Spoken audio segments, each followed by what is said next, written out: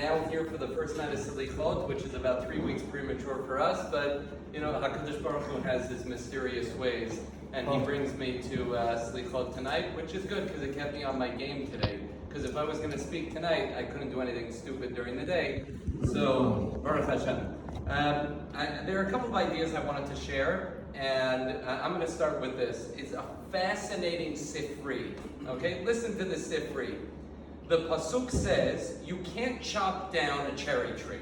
Right? George Washington didn't know about it, but you can't chop down a cherry tree. You can't chop down a fruit-bearing tree. Why? So the pasuk says,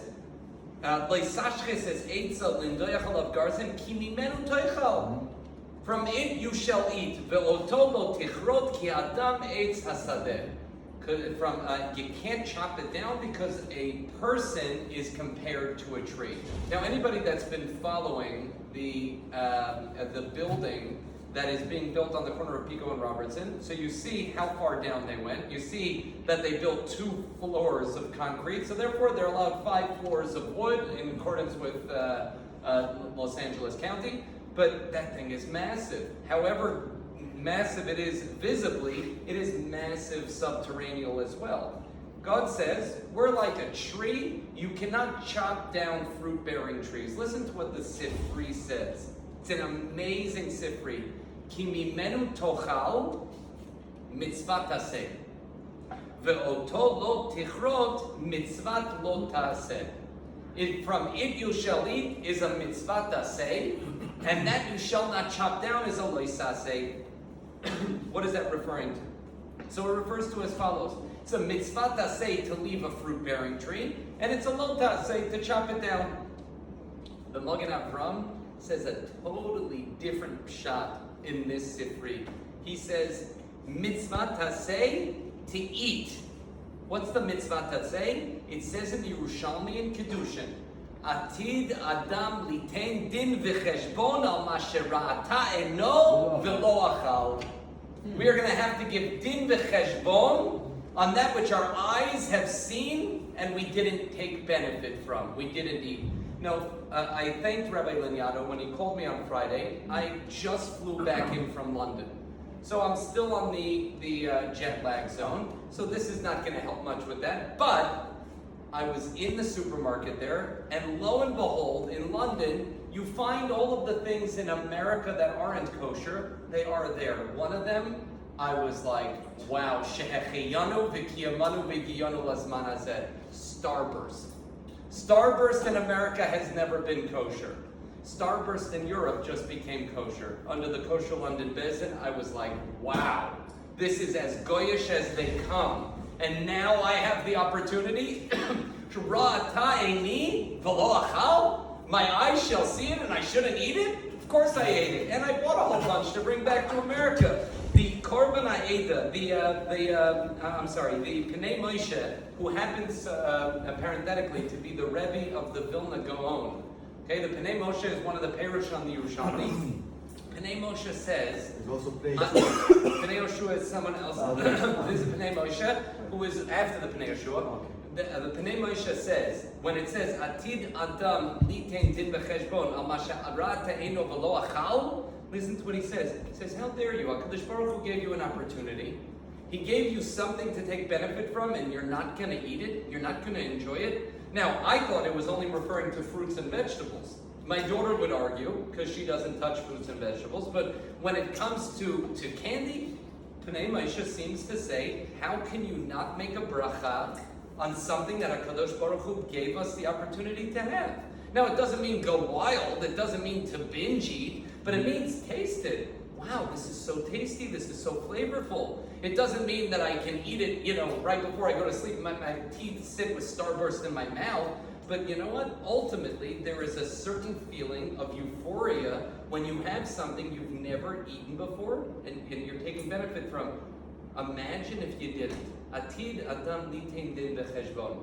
Could you imagine? We're thinking about din b'cheshbon on Gezel, right? We're thinking about din b'cheshbon on all of the Averis I did. Hashem says, I'm going to give din b'cheshbon because I gave you something you could have benefited from and you didn't. What's wrong with you people? You're not opportunistic? We're all observant Jews. So observe and find those things that we should take benefit from. How dare you not? How dare you not? The Yerushalmi says clear, and by the way, it's brought down in the Mishnah Brura. It's brought down in the Halacha. The Rambam and the Torah actually omit this, which is interesting. But the Yerushalmi is brought down in the Magen Avraham. Atid adam litain din b'cheshbon al shirasa mine megadim v'lo yachal. You saw such beautiful foods and you didn't take benefit. Now, what is that to say about the whole diet industry? I'm not going to talk about the diet industry because that's not even called histapkus or prishut. That's called stupidity because it has to be done b'cheshbon. But it means taking something and being able to control yourself, but being able to taste it and give hodot to HaKadosh Baruch Hu. How could we not do that?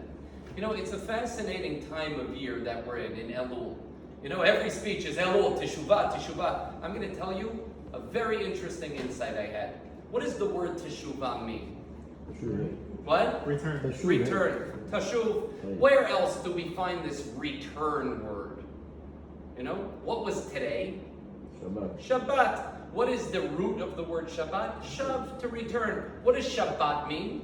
Everybody Shvita. says, what? Shvita. Shavita. No contract, no peace, no contract, no peace. Shavita in Hebrew is a strike. Right. We can relate to it now. Typically in Israel, you can relate to it every other day. But in America, you can relate to it now because you have writer strike, actor strike. People I don't care about strike. It's fine. You know, that's okay. They say honk if you care. I dafka don't honk. Because, like, what do I care? I don't care. What, are you going to honk for teachers? You're not going to honk for teachers. So don't honk for these idiots. But, like, you know, they're going around the corner on CBS and everyone's like, wow, honk, yeah, we're in your... What do you mean? You know, like, I just don't understand it. But there is a strike, a shavita. Why is Shabbat a strike? What are we striking for? Working. What? Working. We're striking. God, I'm not working anymore. I can't do this. Right? But Hashem gave us the strike. He gave us the life that we have to work, and now what? I'm going to strike against the life that I have to work, that Hashem says anyway, you shouldn't be working, so it's not a strike. What is a strike? So when you're striking, you're showing your devotion somewhere. You're showing your affiliation. You're saying, I'm a part of whatever it is. You see people driving down the streets with LA Lakers flags in the back window. Or, I'm a Mets fan of blessed memory. But like that, you see people driving down the streets in New York with Mets flags or Yankees, same thing. But you see, what is that? That's an affiliation. It shows where I'm paying homage to. Who am I connected to? When we strike, we show what we're all about. What are we striking on Shabbat for? We're striking to show we're about ourselves. The Hebrew word Shabbat is shav, to return, but it also means shave. Sit. Be comfortable with yourself. Who is the one relationship we have difficulty connecting with? Us and Hashem? Okay, I have a relationship. Us and people? You know, I'm a people's person. The biggest difficulty in life is that third relationship, which is us and ourselves. Hashem says on Shabbat, you know what you need to do? You're disconnected from everything that controls you. Now you're controlled, free. Only person you need to be in charge of is you and yourself. That's it. That's it. Have a relationship. Forge that relationship. Teshuvah means shave, sit down. Return back to being you. Because how fake of a world we live in, you know, you find all of the whole Hollywood, as I said before, you know why there are so many stars in Hollywood? Because it's so dark. And the question is, how do we find ourselves in a world that's so dark? Hashem says, I'm going to give you Elul. What does Elul stand for? Numerous things. And there are many acronyms. One of them that people bring down is Umal Hashem Elokecha Et Levavecha Ve'et Levav Zarecha. But it doesn't say Elul's. It's Elul. It's Et Levavecha Ve'et Levav. It leaves out Zarecha. Why is Elul just your heart and the heart's Zarecha? Wait, it doesn't say Zarecha. The word is not Elul's. Right. It's Elul. So what is Et Levavecha Ve'et Levav? Why is that Elul? I'll tell you, it's interesting. When you travel, and you meet a lot of people, I travel a lot, so I meet a lot of people. You know, whether it's on the airplane or in the airport, and every moment, the question is, what would God want me to be doing now? okay? You know, you have your delay. I had a delay on my outbound to London a week and a half ago. It was delayed 5.5 hours. All right, Nishka Fairluck, guess why? Because instead of it taking off at 5 p.m., it took off at 10. What do I care? But then I was like, cha-ching, let me cash in with Delta. And I did. And they helped me out, and they worked it through. And then I was like, you know what? I'm traveling with the family. Let them upgrade us all. I have my status there. Let them upgrade us all. So I mentioned it. They said no. But then I said, okay, that's all right.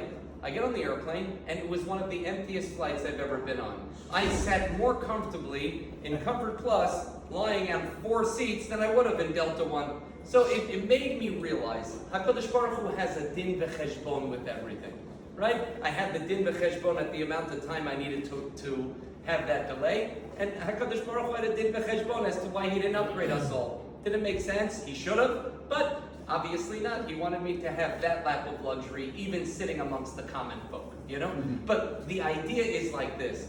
When it comes to Shavita, Shav, we have to sit with ourselves.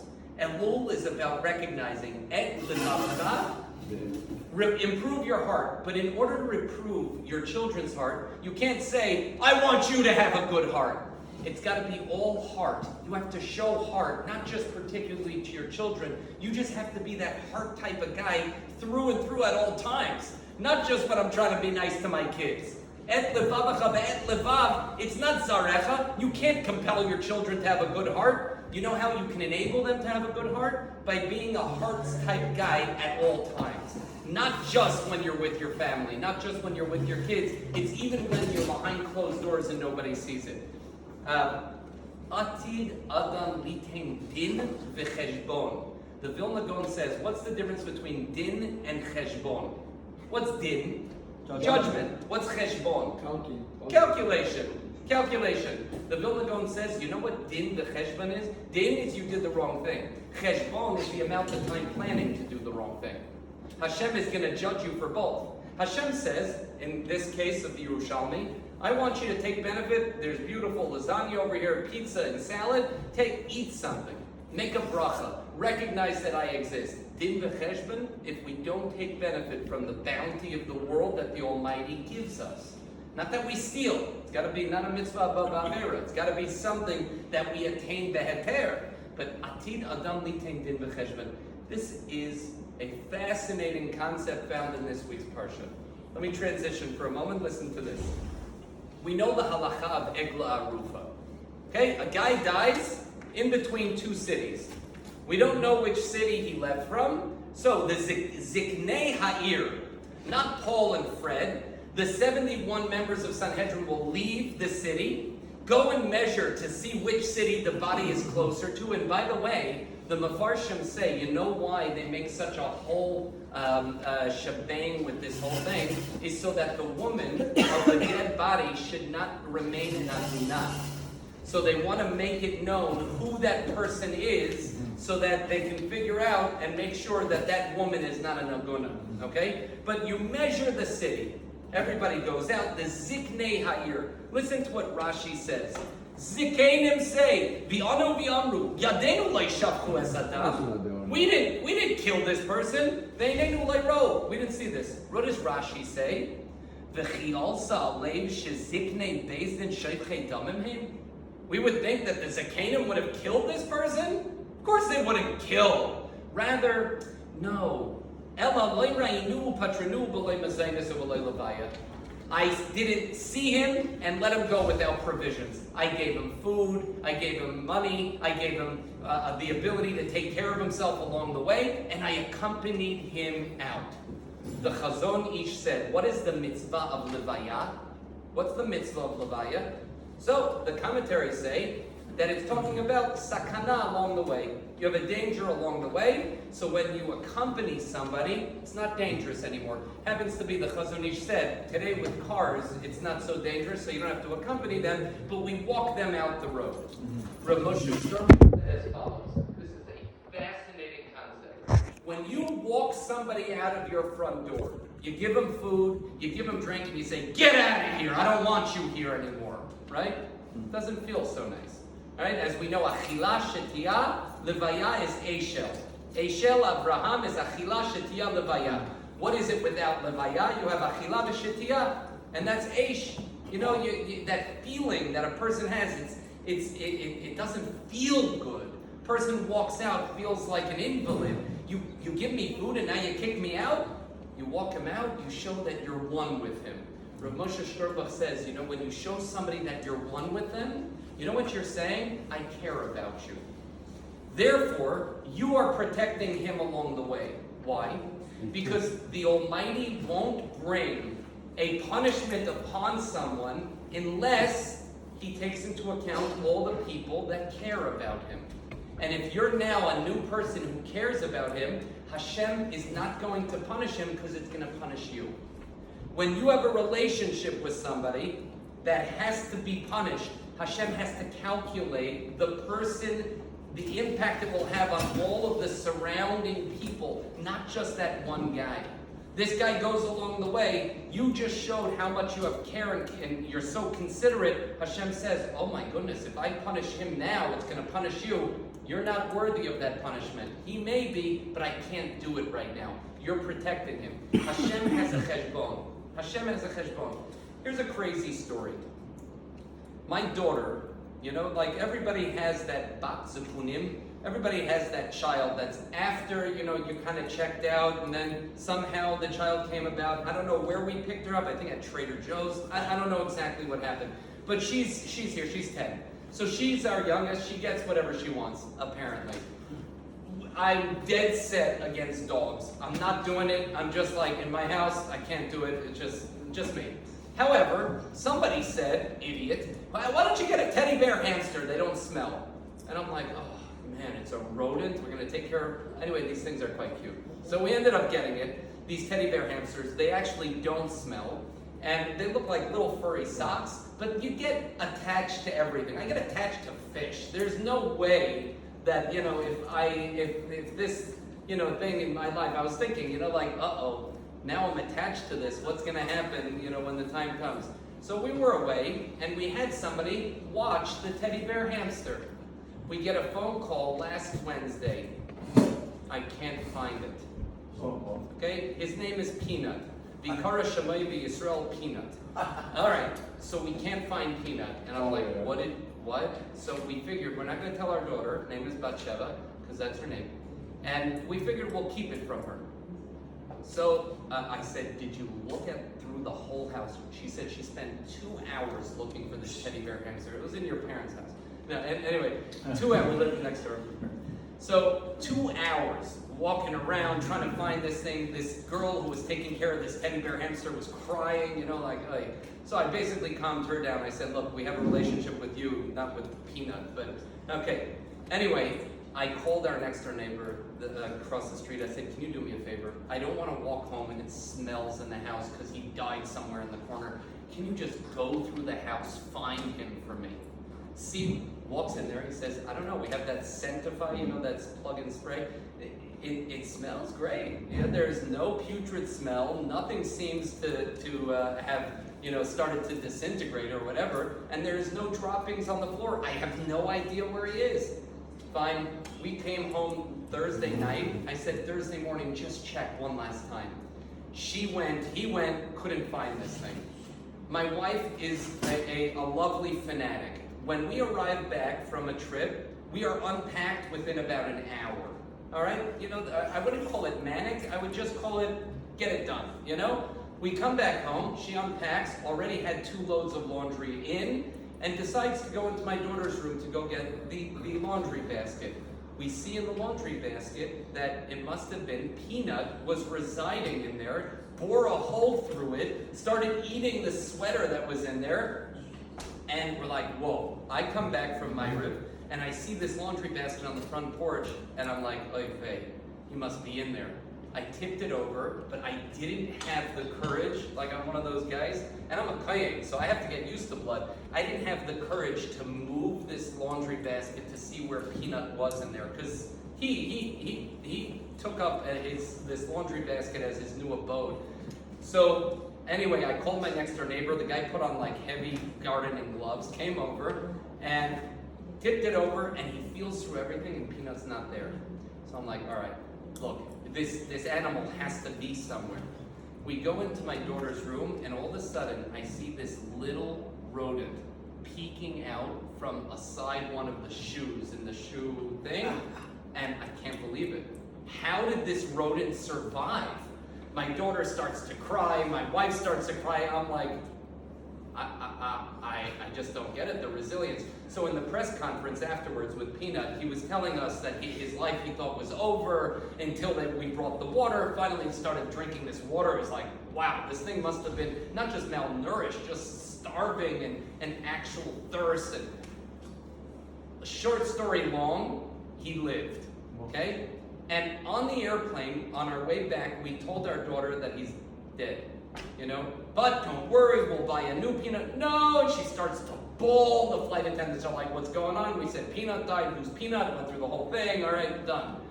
So she's like, Daddy, why did you tell me on the airplane? Tell me at the end of the flight. Why did you tell me at the beginning? It was a disaster. Anyway, and she didn't want to walk into our house because it reminds me of Peanut, Olav Shalom. Anyway, bottom line is, Peanut's alive and well, a little bit malnourished, but we're working on it. He survived the Holocaust in his mind. And like coming through this whole episode, it reminded me. Atid Adam litin din v'cheshbon. Do you know what the din and cheshbon in this case was? My daughter needed to hear that Peanut died. But it wasn't going to be. Sometimes we have to go through the struggle. But HaKadosh Baruch Hu knows what we can handle. Sometimes we can handle hearing something is not going to work. But in actuality, for it to not work, we're not ready for that, right? And only HaKadosh Baruch Hu knows that cheshbon, right? So Hashem says, I have a relationship with every single person. I know every facet of your life. I know everything. And there is nothing that I am going to let done to you that is not going to happen based on a real cheshbon from HaKadosh Baruch Hu. That means everything that happens. You find a parking spot with money in the meter. Baruch Hashem! This is amazing. You find no parking spot with no money in the meter. Baruch Hashem, I got to drive around again. Costco is one of the most amazing places to gain patience. And then you realize, wait, everybody wants to get that close spot up to the front. Just park a little bit farther away. You get more steps on your step count. It's fantastic. Nobody ends up being there, and it's a lovely thing. You waste so much time driving around just to try to get a parking spot that I could have, spent 5 minutes less and parked 2 lanes away. But we're all din and cheshbon. Everything is din v'cheshbon that the Almighty has and says, I want you to realize, I got your back. I got your back. Life is tough. There are very difficult things in life. But ultimately, Hashem says, I want you to find me in this world. Shove. Sit down a moment. Realize the bounty that there is. Are we actually taking benefit from it? There is a concept as follows. Why do we do what we do? Why do we do what we do? We're here for Selichot tonight. I've never experienced a Sephardi Selichot, and I probably never will. Okay? But no, thank you. But one of the things that I do love, I'm looking at it, it's 45 minutes is what we have between Rosh Hashanah and Yom Kippur. In the beginning, it's only about 20. And when we're the troopers that have to do 4 days of Slichot pre-Rosh Hashanah, it's about 20 minutes. It's but anyway, I'm not Zochet. There is a Zechut over here. It's quite amazing. But I can't believe it's 45 minutes. But everybody knows the song. What? Yeah, I know. So these are the type of things that we all know the tunes, but we've never participated, right? Because Din v'cheshbon with me, I was born Ashkenazi. I like Sephardic food. I live in Tehran, but I'm still an Ashkenazi, right? I'm holding strong. There is a certain idea of recognizing that in life we all have the cheshbon and the din that the Almighty gives us. Elul means, why do we do things? If you spell Elul backwards, or just the Aleph Lamed is really Lamed Aleph, which is low, which means no. And Vav Lamed means low to him. Low. Why do we do things? What do we do, and why do we do what we do? We never ask ourselves that question. Right? One of the things we have to ask ourselves before we learn anything is, why do I learn when I learn? What do I do this for? I'm compelled to learn? The answer is yes, but why am I doing it? Why am I compelled? Because the Almighty says it's an amazing thing. You want to try and understand how I think? Let's learn something, right?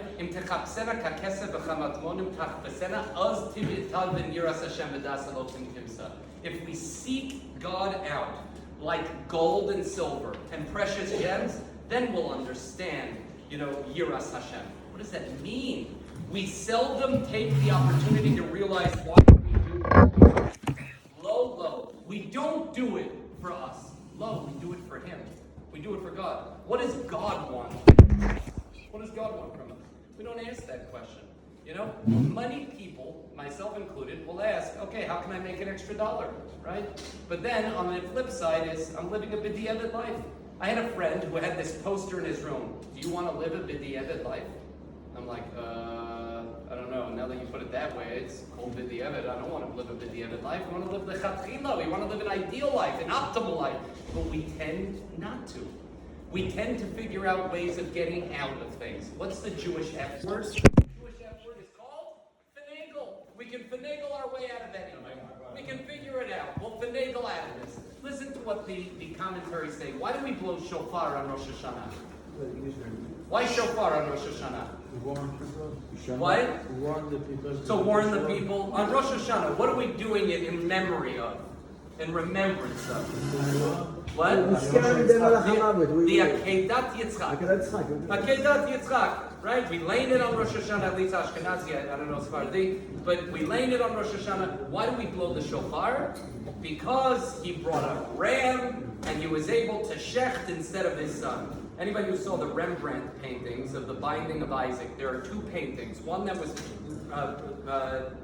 drawn in the early 1600s, okay? It's at the Louvre in Paris. And one that was drawn in the late 1600s.